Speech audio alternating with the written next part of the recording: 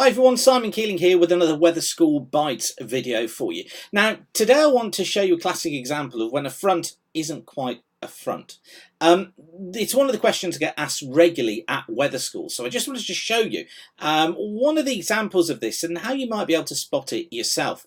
Now, the situation that we're in at the moment is that we've got some very warm conditions across the country right now. This is the temperatures as of 12:30 in the afternoon, and you can see that temperatures are up at sort of 23 degrees across southern England, but look at that, western Scotland 25 degrees, so it's a really warm afternoon. What's happening is that we've got an area of high pressure that's centred off the east of the country. Now, you know that winds rotate around high pressure in a clockwise direction, so what's going on here is that much warm air is being sucked up out of Europe, and in fact it's a really hot day across central parts of Europe with a plume of warm air being dragged in by those warm winds. You can see there the temperatures, the red colours indicating those very warm temperatures across much of Central Europe. In fact, France has had a record-breaking temperature for June during the course of this afternoon.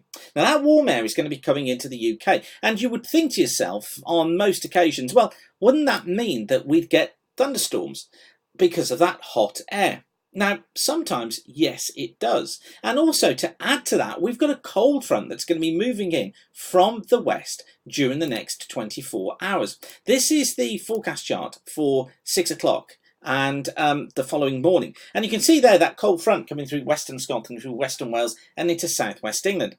But that's not forecast to be producing much in the way of precipitation at all. In fact, it produces very little, and the forecast is suggesting 1 to 2 millimetres of rain. So you might be asking yourself, why is it that we've got a front coming in, bringing in colder air, because that's a cold front, against some very hot air running ahead of it? Well, the clue lies in what's going on in the upper levels of the atmosphere. That's because the air at higher levels isn't getting that cold. The surface temperatures are going to be changing dramatically. So ahead of that cold front on Saturday, we're going to be seeing temperatures of around 32 or 33 degrees. Behind the cold front over Ireland, temperatures fall to around 17 degrees. So much cooler conditions. But thunderstorms look like they aren't going to be triggered. Why not? Let's take a look at the upper temperature profile. This is the forecast, what we call Skewt diagram for Dublin for the afternoon on Saturday. So this is 3 o'clock on Saturday afternoon. And what to notice here is that the red line is temperature, the blue line is dew point, and the red line is leaning quite far over to the right. Now, with a classic cold front, what you would expect to see is that red line leaning towards the left, because that's colder air coming in. But in this situation, we're not seeing that. That warm air is still there at high levels in the atmosphere.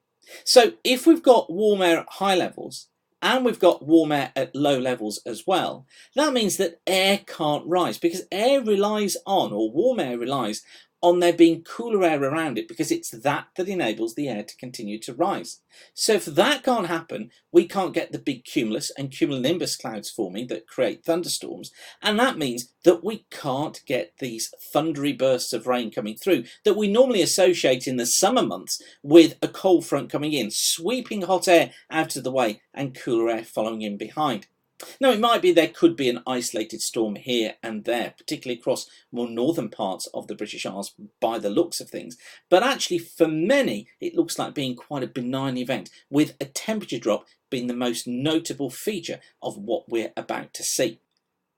Now, this is just one of the ways that these Skewt diagrams are absolutely fascinating to use. They enable us to get a 3D picture of what the atmosphere is doing.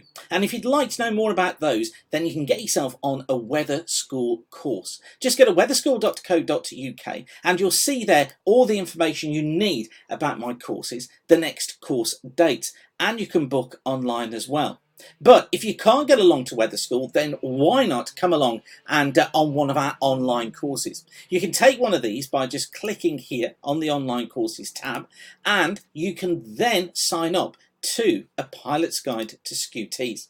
That will give you a real grounding in Skewt diagrams and enable you to be able to recognise flyable days, use the Skewt diagrams to plan your flying days, and believe me, they're going to save you a fortune because you'll be able to see exactly what the atmosphere is doing and when it's doing it.